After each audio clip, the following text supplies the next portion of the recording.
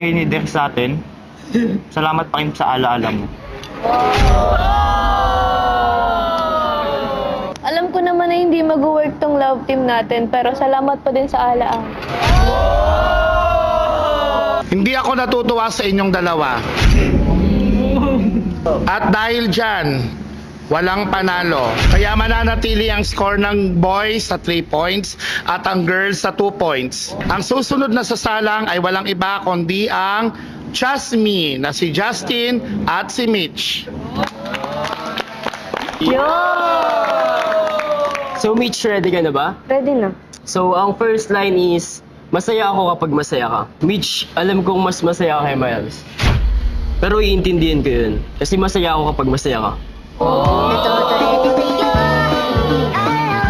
Justin, alam mo, masaya naman ako kapag masaya ka eh. Pero sana din alam mo na mas masaya ako kapag masaya si Miles. So ang second line naman is, ikaw ang tahimik kong dasal. Pinagdadasal kita palagi kasi ikaw ang tahimik kong dasal. Alam mo, Justin, kapag may times na pagod ka na, hindi mo na kaya, sana matandaan mo na ikaw ang tahimik kong dasal.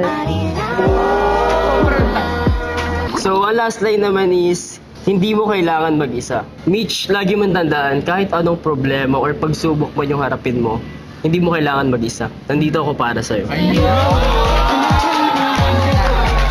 Alam mo, Justin, kapag may problema ka, magsabi ka lang ah. Andito kami lahat, hindi ka nag-iisa.